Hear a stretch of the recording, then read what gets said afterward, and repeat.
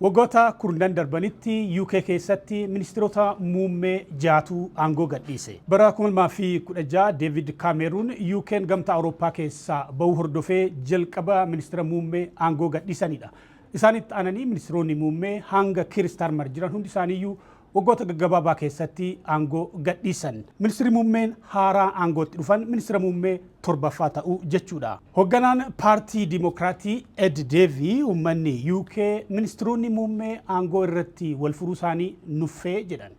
Keir Starmer maaliif aangoo gadhiisan? Ministeerri muummee UK Keir Starmer seenaa filannoo biyyattii keessatti sagalee guddaan erga injifatee waggaa lama osoo hin guutiin paartii isaatiin dhiibamee aangoo irraa bu'e. Wayitaa jeequmsi siyaasaa biyyattii mudatetti aangoo kan qabate Starmer bulchiinsa tasgabbaa fi waadaa isaa mirkaneessuu hojiirra oolchuuf waadaa seenee ture. Garuu fudhatamummaan isaa saffisaan gadi bu'e.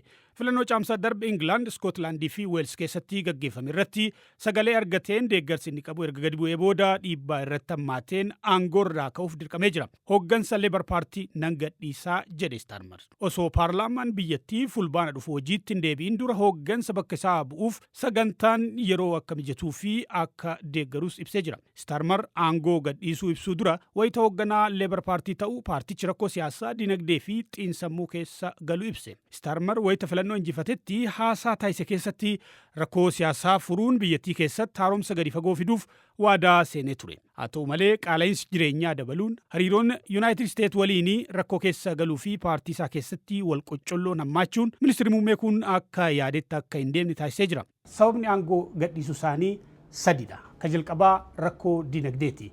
Isaan gara aangootti dhufuu hordofee UK'n jalqabumarraa rakkoo dinagdee keessa kan turte qormaata dinagdee keessatti danqamte. Gama biraatiin immoo godaantota seeraan alaa Faransaay irraa gara UK seenan to'achuu dadhabuun sababa ijoo itti aangoo gadhiisanidha. Aangoo qabatee ji'a 3 keessatti qaamolee akka ministeera muummee ta'uuf isa deeggaran galateeffachuuf jecha kennaa fi arjoomaaf paawundii 6,000 baase. Kun daawwannaa Taylor Swiftiif tikeettii bitee dabalata. Kana gochuun seerri cabe jiraachuu baatus wayita dinagdeen kufetti akkasumas mootummaan waadaa riifoormii dinagdee hojiirra oolchuu dadhabetti kana raawwachuun uummata biratti akka waan gaariitti hin hubatamne. Starmer imaammata biyyattii baay'ee geeddaruudhaanis qeeqamee jira. Waadaa investimentiif galame duubatti deebisuu, riifoormiiwwan faayidaa uummataa jijjiiruu fi taaksii dhaalaa deeggaruun gochawwan inni ittiin qeeqamu keessaa ijoodha. Godaantota seeraan alaa Faransaay irraa gara UK seenan dhaabsisuu dadhabuunis akka malee qeeqame. Sababii lammaffaan Keir Starmer aangoo itti gadhiisan sababa yakka kachachala Epstein jedhamudha. Dhimma kachachala Epstein wajjin wal qabatee erga Ameerikaatti ambaasaddarri UK Lord Peter Mandelson maqaansaa faayila Epstein waliin wal qabachuu saaxilamee rakkoon aangoo Keir Starmer qoruu ni dabale. Ministeerri muummee Keir Starmer osoo dippiloomatiin kun Epstein waliin hariiroo qabaachuu beekuu filate. Inumaa erga Epstein ijoollee ola deemoo gochaa saalqunnamtiif fayyadamuun yakkamaa ta'e booda nama kana filatee ergamaa addaa godhate. Starmer wayita dhiibbaan irratti cimuu fulbaana darbe Lord Mandelson ari'us murteensaa kun maqaa isaa badee fi fudhatamummaa isaa irratti bakkatti deebisuu hin dandeenye. Sababni ijoon sadaffaan hariiroon Keir Starmerii fi Donald Trump hammaachuu isaati. Donald Trump akkuma biyyoota Awurooppaa kaanii UK'n waraan Iraan keessatti akka hirmaattu dhiibbaa gochaa turan. Haa ta'uti garuu ministeerri muummee UK dhimma kana hin feene.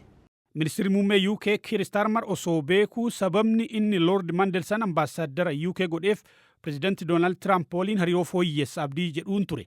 Aangoonni UK fi US jalqaba haaluma gaariidhaan wal simatan. Garuu wayita Starmer akka Trump gaafatetti waraan Iraan keessa seenuu didu hariiroon isaanii babbaduu eegale. Starmer boodarra ejjennoo isaa fooyyessuun US wiirtuu Biriitenirraa buufata misaayilotaa Iraan akka haleeltu eeyyameef. Haa ta'u malee kunis Trumpiin hin gammachiifne. Donald Trump duree UK kan arrabsuu ittuma fufe. Buufata humna qilleensaa Ameerikaaf heeyyamuun mataansaa deeggartoota durii paartii Labour kanneen waraana kana keessatti hirmaachuu hin deeggarree baay'ee mufachiise. Kanneen isa qeeqan tarkaanfiin kun hariiroo biyyoota lamaanii eeguuf jecha dhimma biyyaa dabarsanii kennuu ta'uu kaasan. Kun dadhabbina bulchiinsa Starmer isa ijoo ta'uu ibsan. Jalqaba akka Starmer aangoo gadhiisu kan dubbate Trump ture. Trump dilbata Keir Starmer aangoo gadhiisa jechuun Truth Social irratti barreesse. Dhimma godaantotaa fi imaammata anniisaa irratti kufaatii guddaa biyyattiitti fideera jechuun Starmer qeeqe Trump.